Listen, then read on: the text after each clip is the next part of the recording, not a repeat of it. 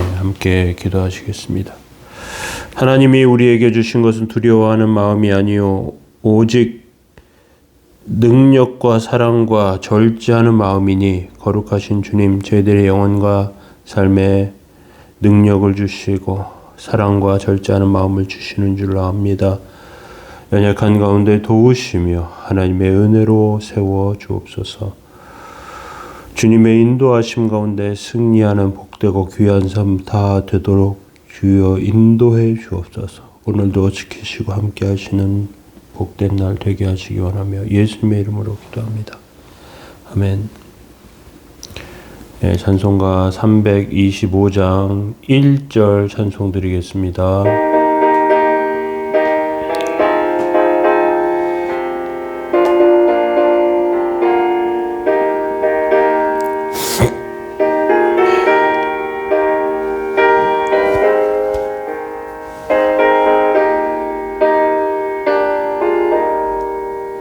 예수가 함께 계시니 시험이 오나 겁없네.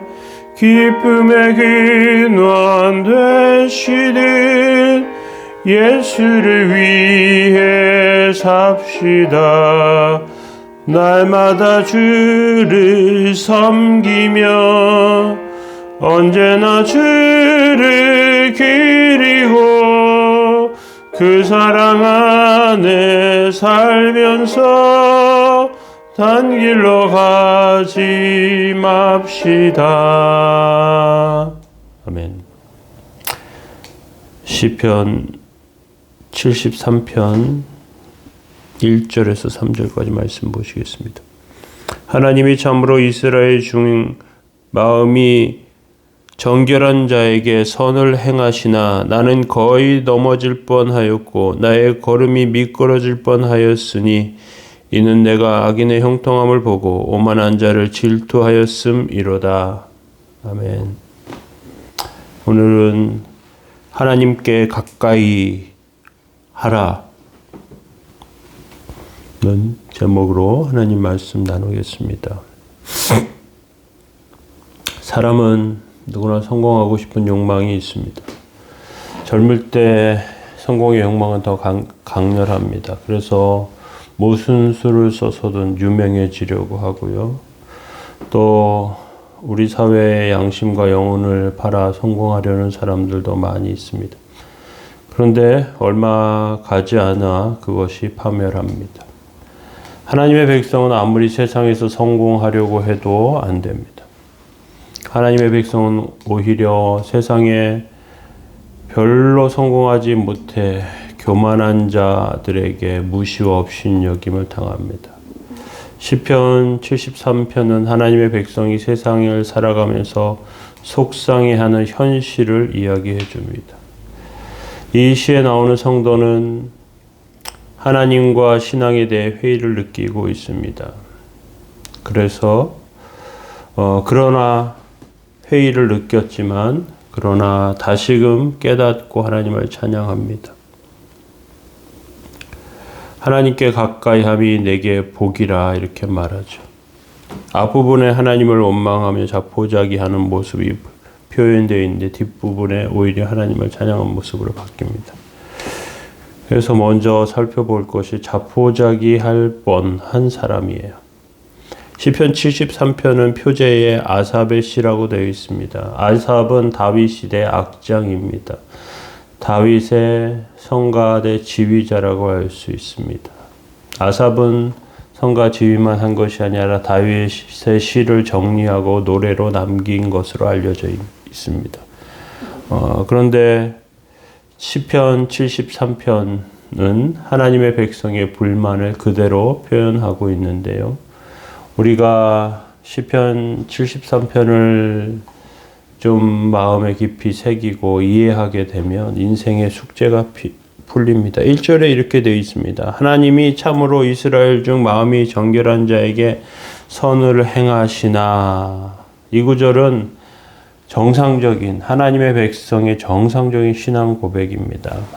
하나님은 마음이 깨끗하고 양심적으로 살려는 사람들에게 복을 주십니다. 특별히 하나님은 이스라엘 백성 중에서 깨끗한 자, 정결한 자, 선을 행하는 자를 찾으시고요. 그에게 은혜 베푸십니다. 이러한 하나님을 믿기에 우리는 어려운 일을 당해도 인내하고요. 열심히 신앙생활을 하며 주어진 일에 최선을 다합니다.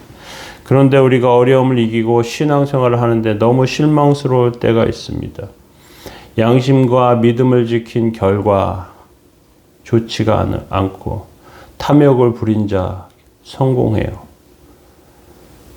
이것을 시편 기자는 이렇게 표현하죠. 나는 거의 넘어질 뻔하였고 나의 걸음이 미끄러질 뻔하였으니 이렇게 되어 있습니다. 시편 기자가 하나님을 열심히 믿지만 좋지 못한 결과 때문에 실망했다고 말하는 것입니다. 여기서 넘어질 뻔하였다는 것은 하나님을 배반할 뻔, 하나님을 버릴 뻔했다는 뜻입니다. 시편 기자는 하나님과 자신에 대해서 실망한 나머지 신앙을 버릴 뻔했다고 고백합니다. 자기의 상태를 너무나 사실적으로 묘사하고 있는 것이죠. 믿음의 길을 가다가 돌불이 걸려 넘어질 뻔했다는 거죠. 이유가 무엇일까요? 어려움을 참으면서 하나님을 붙잡았는데 결과가 아무것도 없어요. 오히려 하나님 멀리하고 세상으로 떠난 사람들이 더 잘 사는 것 같아요. 시편 기록자는 성공한 자들을 향해 시기심과 불붙는 분노가 끓어오릅니다. 이 3절에 보면 이는 내가 악인의 형통함을 보고 오만한 자를 질투하였습니다.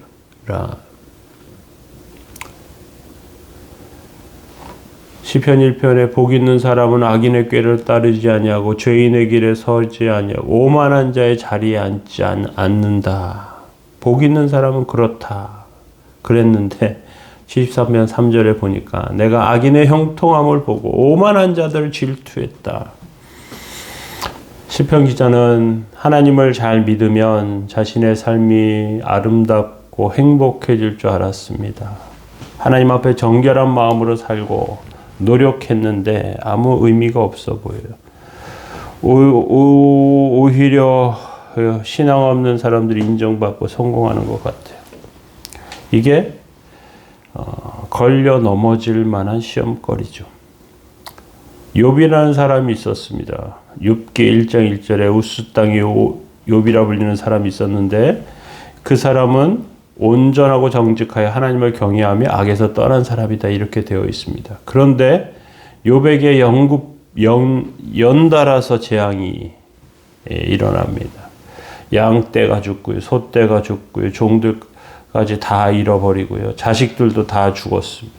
심지어 욥은 온몸에 피부병이 생겨 고름이 생겨납니다. 욥기 2장 7절 8절에 보니까 사단이 이에 여호와 앞에서 올라가서 욥을 쳐서 그 바닥에서 정수리까지 종기가 나게 한지라 욥이 제 가운데 앉아서 질그릇 조각을 가져다 몸을 긁고 있더니 이렇게 되어 있습니다. 건강 잃었죠. 재산도 다 잃었습니다. 자녀들까지 다 죽었습니다. 남아있는 건 아무것도 없어요. 욥의 부인이 이렇게 말합니다. 욥기 2장 9절에 보니까 그의 아내가 그에게 이르되 그래도 자기의 온전함을 굳게 지키느냐 하나님을 욕하고 죽으라 이렇게 저주죠. 저주. 가장 가까운 곳에서 넘어뜨리는 말을 합니다. 그런데 이것에 대해서 욥은 욥기 2장 10절에 그에게 이르되 그대의 말이 한 어리석은 여자의 말 같도다. 우리가 하나님께 복을 받았은즉 화도 받지 않겠느냐. 이 모든 일에 이렇게 말하고 이 모든 일에 욥이 입술로 번제하지 아니하였더라. 이렇게 되어 있습니다. 이걸 설명하기는 어렵습니다. 왜 고난을 받았는지. 하나님이 원망스럽죠. 그런 차라리 죽고 싶은 마음이 있습니다. 그런데 하나님께서는 그 욥을 귀하게 보셨어요. 하나님은 그 귀한 욥의 믿음을 인정하셨어요. 그 전에 앞에 보면 욥을 보면서 천상이 하나님과 사단이 내기를 하죠. 욥이 비참해지면 하나님을 원망하는지 안 하는지가 결과를 보자는 것이죠. 인간의 편에선 성공하는 것, 높아지는 것, 잘 되는 것, 이것이 중요한 것 같지만 하나님 편에서는 그것보다 더 중요한 것이 원망하지 않고 하나님을 믿는 믿음 안에 믿음을 버리지 않는 것이 훨씬 중요한 것이죠. 오늘 시편 73편에 믿음의 사람이 악인의 형통함과 오만한 자의 그러한 모습을 보면서 질투하게 되는 상황과 환경, 넘어질 뻔한 만한 상황과 환경입니다. 그런데 혹시 우리 마음에 이러한 것들이 들어와도 넘어가지 마십시오. 거기로 넘어가지 마세요. 그건 불신앙의 길이고요. 불행을 자초하는 방향입니다. 세상에서 우리는 하나님의 정말 뜻이 무엇인지 다 알진 못하지만요. 하나님께서는 우리에게 은혜 주시는 하나님이시고 은총을 베푸시는 하나님이십니다. 특별히 하나님께 가까이 하는 자에게 큰 은혜를 베풀어 주십니다. 하나님께서 주시는 평안함과 역사, 은혜와 능력이 저와 여러분들 삶에 가득하게 예수님의 이름으로 축원합니다. 기도하겠습니다. 거룩하신 하나님, 연약한 가운데 저희들을 붙드시고 부족한 가운데 온전케 하셔서 넘어지지 않고 쓰러지지 않게 하여 주옵소서. 오늘도 주의 지키시고 인도하신 은혜로 서게 하여 주시고 하나님의 영광과 역사로 온전하여지는 백성 다 되게 하여 주옵소서. 주여 지켜주시기 원합니다. 우리의 어려움 가운데 도우시는 하나님의 은혜를 베푸시고 치료의 광선으로 치료하여 주시며 놀라운 은혜로 서게 하여 주옵소서. 하나님, 병중에 의사의 손길에 도움을 구하며 약으로 몸을 치료하고 있는 성도들 하나님 치료 잘 받게 하여 주시고 경제적인 문제로 어려워하는 영혼들 주를 더 의지하며 서게 하여 주시고 오늘도 지키시고 인도하시는 주의 능력과 은혜 가운데 세워지도록 주님 함께 해 주옵소서. 도우시고 붙들어 주옵소서. 함께 하시기 원하며 예수 그리스도의 이름으로 기도합니다. 아멘. 어려움 가운데 있는 성도님들을 위해서 함께 기도했으면 좋겠습니다.